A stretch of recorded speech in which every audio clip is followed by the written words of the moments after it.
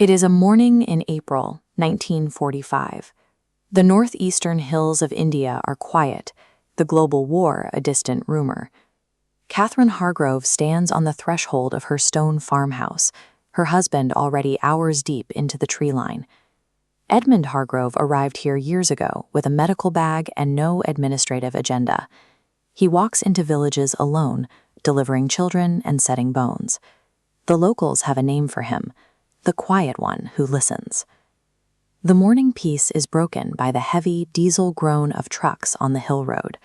The sound of shifting gears echoes through the valley, stopping only when the engines cut out at the edge of the plateau. 3 British military trucks are parked in the driveway. 6 soldiers and a young officer step onto the doorstep, their presence immediate and out of place in the high-altitude light. Within minutes, the quiet medical mission is gone. The farmhouse has been turned into a military interrogation site. The officers states their purpose. They are looking for Edmund on charges of security. He has been treating patients considered hostile to the interests of the British administration. The soldiers move through the house. They pulled books from shelves and overturned furniture while Catherine watches from the kitchen table. She tells them she doesn't know where Edmund is. The search finds nothing. Frustrated, the soldiers turn toward the village. A group of neighbors is watching from their doors, the same people whose children Catherine has held and whose kitchens she has sat in. The officer approaches the village elder. Catherine is left with the weight of the silence. She can maintain her stone wall and watch the soldiers turn on the village, or she can offer them the target they came for. Catherine sees a soldier move toward a woman in the crowd. She calls out to the officer before she has time to calculate the cost. She gives him the direction. She tells them he was called to a village in the northern valley called Thangboi. The trucks start up immediately. The convoy turns and grinds back down the hill road, leaving the plateau in a sudden, ringing silence. The neighbors are safe. Catherine is left alone in the driveway, looking toward the north where she has just sent the military. Edmund returns at noon.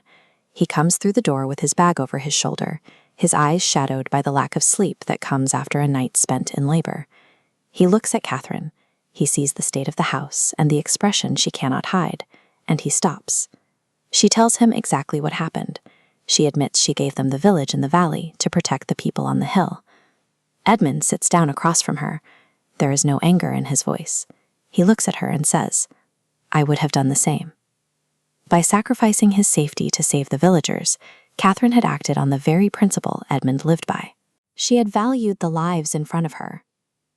3 days later, Edmund walks to Thangboi. He knows the soldiers intend to return, and he goes to tell the people to leave. The military arrives while he is there.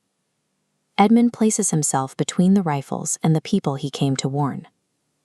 He is killed on that hillside at 37 years old, defending a village that the administration told him was not his concern. Edmund followed his own moral code to its final conclusion.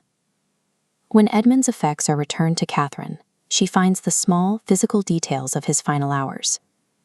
In his shirt pocket is a folded paper he carried for years, containing a verse a patient wrote for him. Beside the Arabic script is a translation.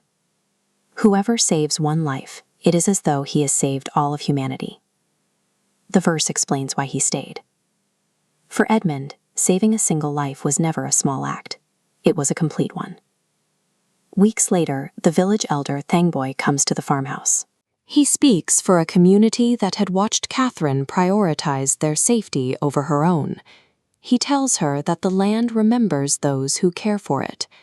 He offers Catherine the gift of the plateau above the lake, the highest and finest ground in the hills. Catherine accepts the land.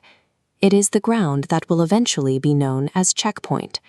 She would spend the next 30 years on this hillside, looking at the valley where saving a village and losing a husband became part of the same sentence.